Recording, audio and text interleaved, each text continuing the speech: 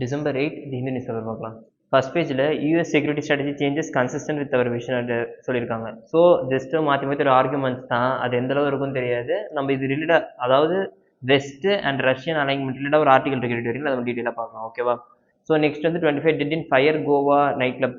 So இந்த மாதிரி for example இது எதனால இருக்குன்னா, அங்கே வந்து ப்ரொசீஜர் ஃபாலோவே பண்ணல எதுவுமே, ப்ளஸ் சர்டிஃபிகேஷனுமே வாங்கல இவங்க. சர்டிஃபிகேஷன் இல்லாமல் நடந்திருக்கு. ஒரு பப் எஸ்டாப்ளிஷ் பண்ணுறதுக்கான சர்டிஃபிகேஷன் எதுவுமே கிடையாது அங்கே. ஸோ அதை எஸ்டாப்ளிஷ் பண்ணாமல் இருக்கிறதா என்ன ஆகுனா, ஆக்சுவலாக அங்கே இருக்க சேஃப்டி நார்ம்ஸ் எதுவுமே வந்து ப்ராப்பராக மெயின்டைன் பண்ணல, அதனால டிசாஸ்டர் ஆயிருக்கு அப்படின்னு சொல்லியிருக்காங்க.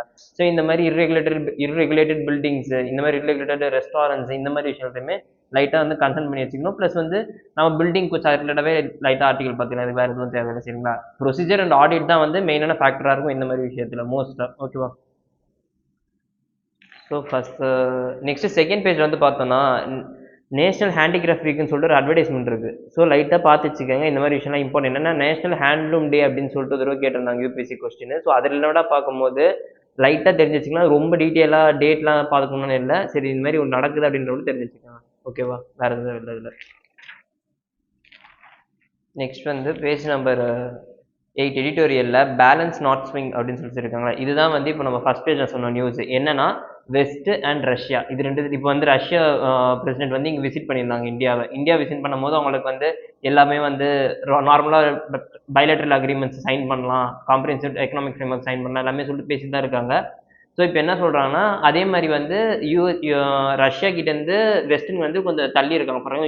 யூஇ வந்து சாங்ஷன்ஸ் போடுறதா இருக்கட்டும், யூஎஸ் வந்து சாங்ஷன்ஸ் போடுறதா இருக்கட்டும், இது எல்லாமே வந்து என்ன பண்ணுதுன்னா, இப்போ இந்தியாவோட ஸ்டான்ஸ் எப்படி இருக்குது இதில் அப்படின்றதான் பேசுது. இந்தியா வந்து என்னன்னா ஜஸ்ட் வந்து ஒரு கண்ட்ரியாக பார்க்காம அவங்களை ஃப்ரெண்டாக ட்ரீட் பண்ணிட்டு இருக்கோம். ஏன்னா 1960s வார்லேருந்தே நமக்கு ஹெல்ப் பண்ணிட்டு இருக்காங்க ரஷ்யா ஒரு கண்ட்ரின்றது. ஸோ ஓல்டு ஃப்ரெண்டுன்னு சொல்லிட்டு நிறைய டைம் டேகும் பண்ணியிருக்கோம். ஸோ இந்த மாதிரி விஷயம் வந்து நம்ம தெரிஞ்சிருக்கணும். ஓகேவா? ஸோ அதனால நம்ம ஃப்ரெண்டாக இன்வைட் பண்ணியிருக்கோம். அதுக்கப்புறம் வந்து இன்னுமே வந்து உக்ரைன் விஷயத்தில் வந்து இந்தியா வந்து ரஷ்யா பண்ண தப்புன்னு சொல்லிட்டு சொல்லலை, இங்கே வந்து வித்ரா பண்ணுங்க தான் சொல்லிட்டு இருக்காங்க.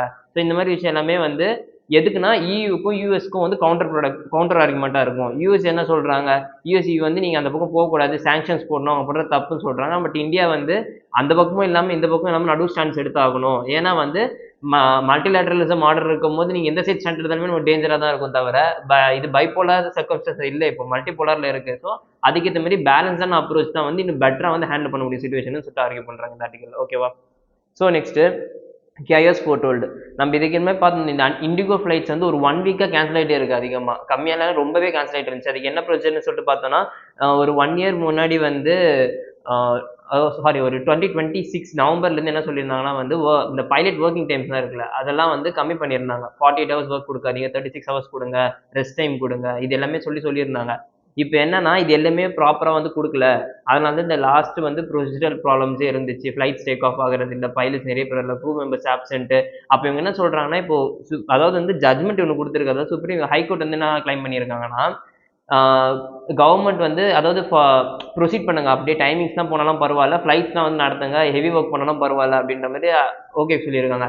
இது எந்த அளவு வந்து ஒரு கண்ட்ரியில் வந்து சூட்டபிளாக இருக்கும், அதாவது க்ரூ மெம்பர்ஸ் ப்ளஸ் பைலட்ஸோட ஹெல்த்தை விட வந்து பிஸ்னஸ் தான் வந்து நடக்கணுன்றது ப்ரியாரிட்டி கொடுக்குற மாதிரி இருக்குது. இது எந்த அளவு வந்து வேலிடாக இருக்குது, இந்த மாதிரி ஆர்குமெண்ட்ஸ் நிறைய நடந்திருக்கு அப்படின்னு சொல்கிறாங்க.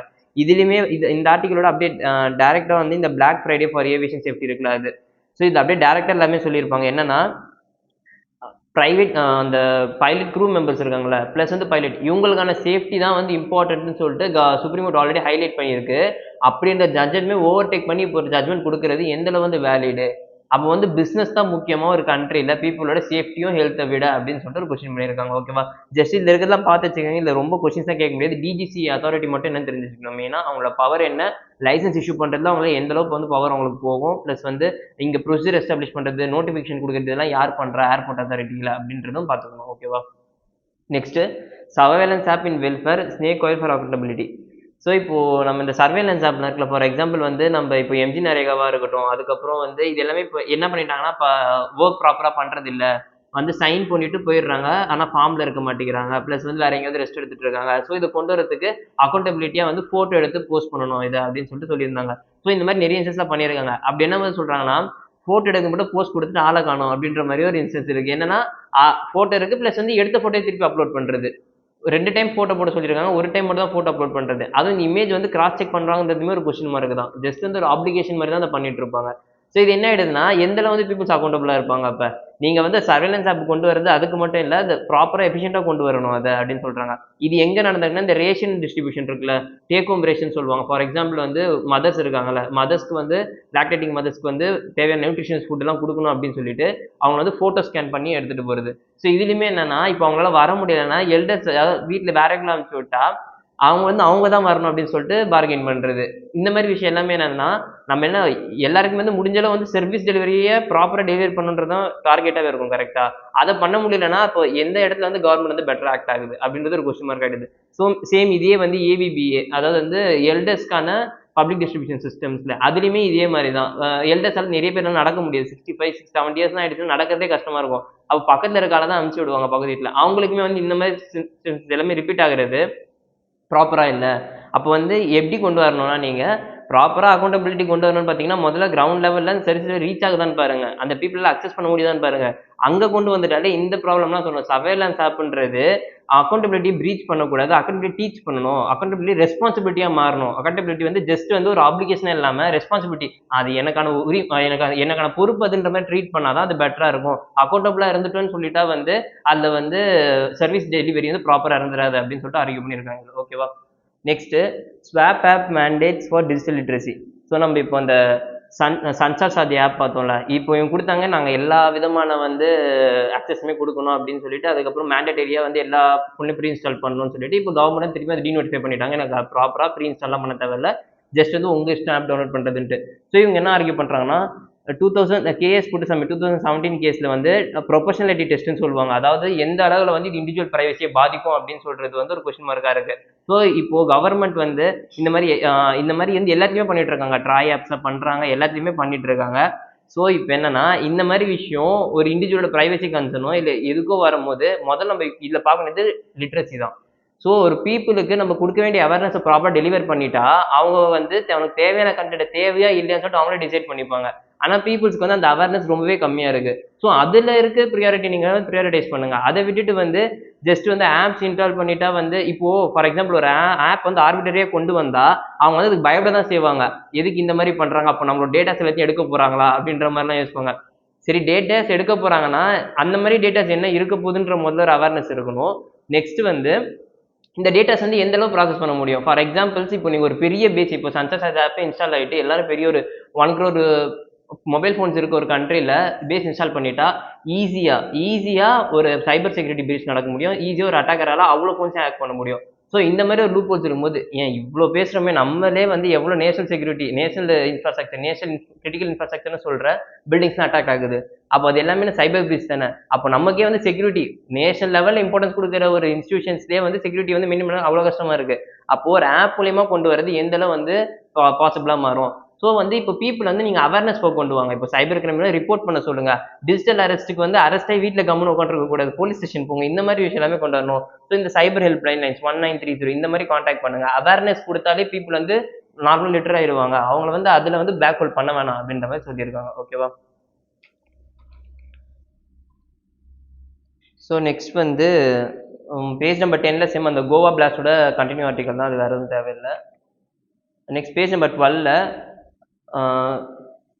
சீட்டா கப் ஃப்ரம் குனு அப்படின்னு சொல்லிட்டு இருக்குல்ல. ஸோ அது சீட்டா வந்து என்னென்ற லைட்டாக பார்த்து வச்சுக்கோங்க, அவ்வளோதான். இந்தியாவில் இந்த சீட்டாஸ் வந்து அலைஞ்சிருச்சு, இது வந்து ஆப்ரிக்கன் சீட்டா தான் இருக்குது. அந்த மாதிரி ஐடியா இருந்துட்டாலே போதும், வேறு எதுவும் தேவையில்லை. Next Rajnath unveils border infrastructure projects. So இதில் வந்து நிறைய பேஜ் இருக்காங்க. ஜஸ்ட் ஃபஸ்ட் என்ன பார்த்தீங்கன்னா தௌலித் பெக் ஓல்டி அப்படின்னு சொல்லிட்டு இருக்குது. ஸோ இந்த பிளேஸ் என்ன அப்படின்றது பார்த்துக்கோங்க. இது வந்து சிக்னிஃபிகன்ஸும் இருக்குது இந்த பிளேஸ்க்கு, அது ஜஸ்ட் நீங்கள் பார்த்தா உங்களுக்கு தெரியும். ஓகேவா?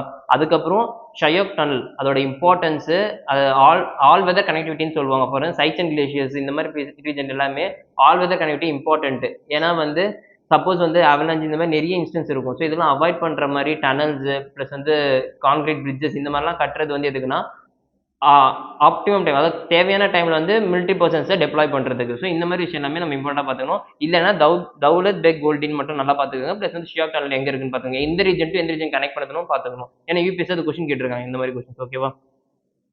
National intelligence grid gains traction as central agencies police core information. So national intelligence கிரிட்ன்றது எப்போ கொண்டு வந்தாங்க, ரைட் ஐடியா வச்சுக்கிட்டா போதும். நேட் கிரிட்ன்றது 2009 அட்டாக், மும்பை அட்டாக் அப்புறம் கொண்டு வந்திருப்பாங்க. ஸோ இதுக்கப்புறம் என்னன்னா அது வந்து இது வரைக்கும் 10 சென்ட்ரல் ஏஜென்சிஸ் மட்டும் தான் அக்சஸ் பண்ணாங்க. இப்போ வந்து ஹோல் சூப்பரிண்டென்டென்ட் ஆஃப் போலீஸ்லேருந்து இருக்க எல்லாருமே யூஸ் பண்ண முடியும். அதாவது அந்த அத்தாரிட்டி மினிமம். அதுலேருந்து இருக்க ஹையர் அத்தாரிட்டி எல்லாருமே யூஸ் பண்ண முடியும்னு சொல்லியிருக்காங்க. ஸோ நேட் கிரிடோட பர்பஸ் என்ன ஹோலிஸ்டிக்காக டேட்டா பேஸ் வச்சிருக்கும். கிரைம்ஸ் ரெக்கார்ட்ஸ், அவங்க ஆதார் கார்டு டீட்டெயில்ஸ் எல்லாமே வந்து அவங்க ரெஜிஸ்டர் பண்ணி வச்சிருப்பாங்க. ஸோ இது வந்து என்னன்னா ஒரு ஹோலிஸ்டிக்காக ஒரு அப்ரோச் பண்ணும்போதோ ஹோலிஸ்டிக்காக வந்து ஒரு கிரைமை சர்ச் பண்ணும்போதோ இது பெட்டராக ஹேண்டில் பண்ண முடியும் இந்த மாதிரி விஷயம். ஓகேவா? So next top agriculture research இதில் எதுவும் இல்லை. நேச்சுரல் ஃபார்மிங் என்னன்னு பார்த்துக்கோங்க. ஜீரோ பட்ஜெட் நேச்சுரல் ஃபார்மிங்னா என்ன, நேச்சுரல் ஃபார்மிங்னா என்ன, இந்த மாதிரி விஷயம் மட்டும் லைட்டாக டிஃபரன்ஸ் ப்ளஸ் வந்து என்ன யூஸ் அப்படின்ற மாதிரி பார்த்து வச்சுக்கோங்க. யூபிஎஸ்சி டேரெக்டாக நேச்சுரல் ஃபார்மிங்கே கொஸ்டின் கேட்டிருக்கான், ஆக்ரோ ஃபாரஸ்ட்னும் கொஸ்டின் கேட்டிருக்கான். ஸோ இந்த மாதிரி விஷயம்லாம் பார்த்து வச்சுக்கோங்க. ஓகேவா? நெக்ஸ்ட் வந்து பேஜ் நம்பர் 14ல அட்டெண்டட் கூப் இன் பெனின். ஸோ இதில் இந்த கூப்லாம் மேட்ரு இல்லை, பெனின் ரீஜன் எங்கே இருக்குன்னு பார்த்துக்கோங்க. அது வந்து வெஸ்ட் ஆஃப்ரிக்காவில் இருக்கும், ஓப்பன் டு சீல இருக்கும். ஸோ இந்த மாதிரி விஷயம்லாம் தெரிஞ்சிருக்கணும். ஓகேவா? நெக்ஸ்ட் வந்து டோக்கியோ சைனாஸ் அந்த ஏற்கனவே போகிற அலிகேஷன்ஸ் தான். அதனால அங்கே இருக்க கான்ஃப்ளிக்ஸ் நம்மளுக்கு ஜென்ரலாக தெரிஞ்ச ஃபேக்ட்ஸ் தான். Japan, Tokyo I mean Tokyo and China வந்து எந்தெந்த ரீஜன்ஸ் அவங்க கான்ஃப்ளிக்டில் இருக்குது இது எல்லாமே லைட்டாக பார்த்து வச்சுக்கணும். ஓகேவா? வேறு எதுவும் பெருசாக அதில் இம்பார்ட்டன்ட் இல்லை. ஸ்போர்ட்ஸ் நியூஸும் பெருசாக இல்லைம்மா இன்னைக்கு, அவ்வளோதான். ஸோ இன்னைக்கு டேஸ்ன ஆர்டிகல் எல்லாமே வந்து கரண்ட் அஃபேர்ஸ் புதுசாக டெலிகிராம் சேனல் அப்லோட் பண்ணுவோம். அதை வந்து பார்த்து ஆன்சர் பண்ணுங்கள். இன்னும் பெட்டராக இருக்கும் ஆக்டிவ் ரீகாலிங். ஓகேவா? தேங்க்யூ.